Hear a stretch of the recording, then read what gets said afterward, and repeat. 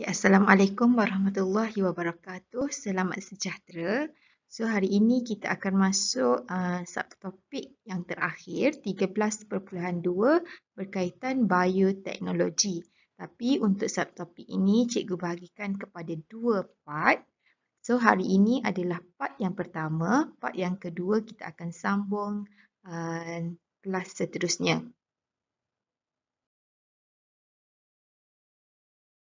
Okay, bioteknologi ini adalah satu bidang yang menggunakan teknologi atau kaedah. So, satu kaedah teknologi hasil daripada bioteknologi ini adalah untuk nak memanipulasikan organisma dengan tujuan menghasilkan atau mengubah suai sesuatu produk biologi. So, itu adalah bioteknologi. So, dengan menggunakan teknologi ataupun dengan menggunakan kaedah yang ada, ianya bertujuan nak ubah suai, nak hasilkan sesuatu, dia nak ubah suai hasil daripada produk biologi. So, nanti kita akan tengok beberapa aplikasi dalam bioteknologi ini.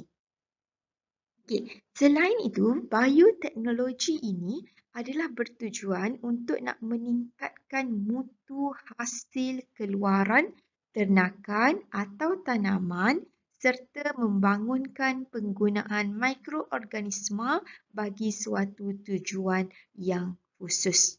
Okay. So, ini adalah dari segi ternakan ataupun tanaman.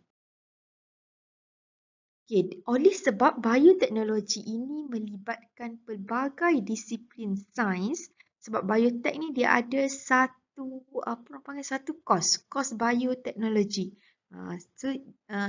Bermaksud dia adalah satu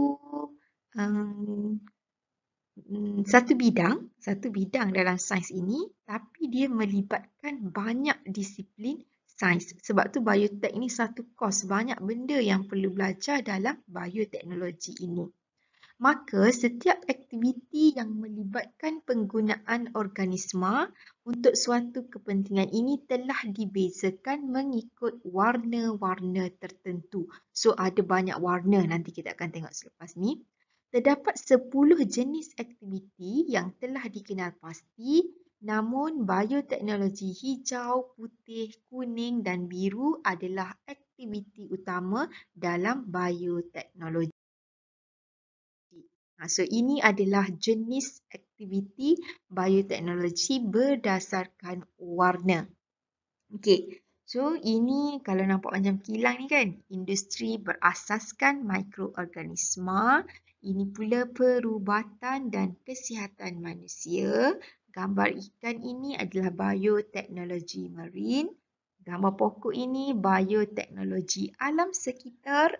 Ini pula adalah undang-undang etika dan falsafah. Nampak apple ini makanan dan pemakanan. Emoji ni. So, ini adalah perang biologi yang warna hitam tu. Kemudian gambar komputer ni menunjukkan bioinformatik dan sains komputer. Kemudian bioteknologi gurun dan kawasan kering. Dan yang terakhir adalah proses meningkatkan hasil pertanian. So, ini adalah 10 jenis aktiviti bioteknologi berdasarkan warna. Okay. Dari segi aplikasi bioteknologi dalam kehidupan, kita ada terapi gen, pemprofilan DNA, penghasilan tumbuhan bertoleransi serangga perosak, pembersihan tumpahan minyak. So, hari ini untuk part yang pertama, kita cuma akan tengok dari segi terapi gen dan juga pemprofilan DNA. Okay. Terapi gen ini digunakan untuk nak merawat ataupun untuk nak cegah sesuatu penyakit terangkai ataupun penyakit genetik. Okay. So, dalam terapi gen ini, gen yang normal tanpa penyakit, disisipkan ke dalam jin pesakit untuk menggantikan jin yang normal. Maksudnya pesakit tadi dia dapat jin yang normal, jadi dia akan dia akan gantikan jin yang abnormal tadi. Jadi pesakit tersebut bukan menjadi normal ataupun akan menjadi sihat. So, antara penyakit yang dapat dirawat menggunakan kaedah terapi jin adalah cystic fibrosis, distrofi otot dan beberapa jenis kanser yang boleh diselamatkan. So, ini adalah langkah-langkah asas dalam terapi jin. Yang pertama, ini adalah sel yang mempunyai jin yang abnormal, yang warna grey ni. Okay, ni dalam badan seseorang pesakit lah. So, dia ada sel jinnya yang tak normal. Sebab tu dia membawa penyakit kepada individu tersebut. Kemudian yang kedua, masukkan jin yang normal untuk menggantikan jin yang abnormal. So, dia akan masukkan jin yang normal ini dengan gunakan virus lah.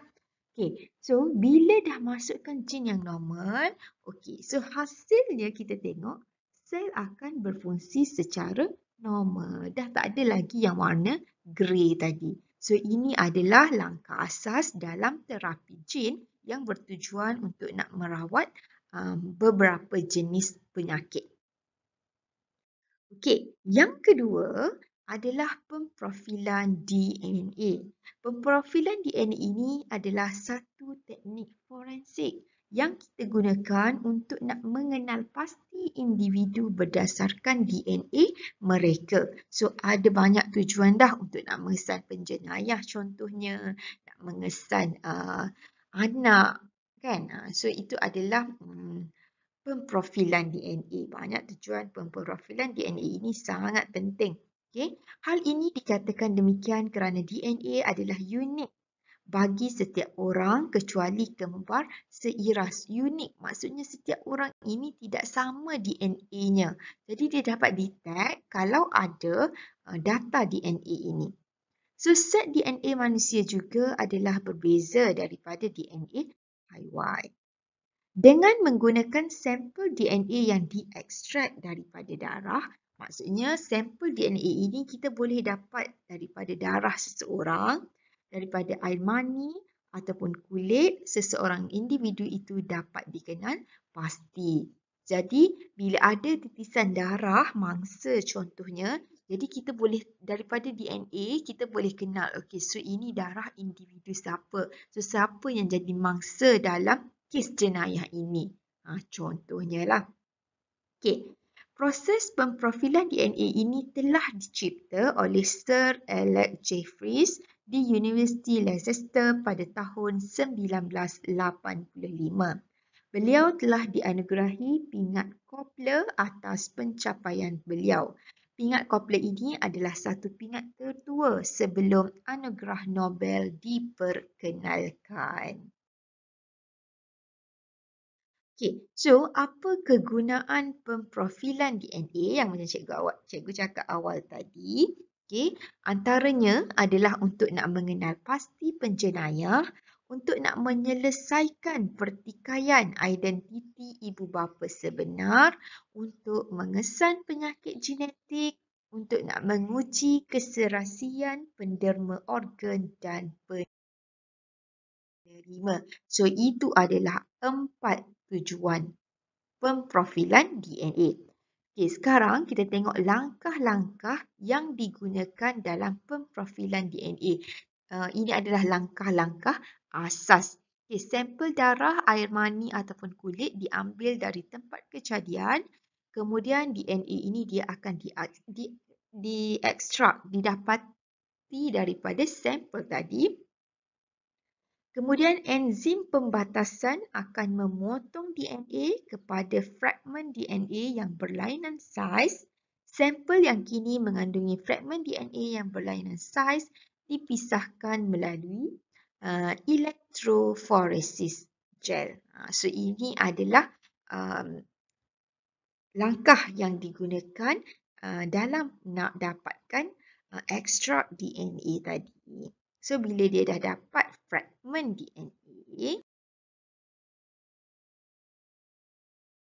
Okay. Fragmen DNA yang berlainan saiz dipindahkan daripada gel kepada membran nilon.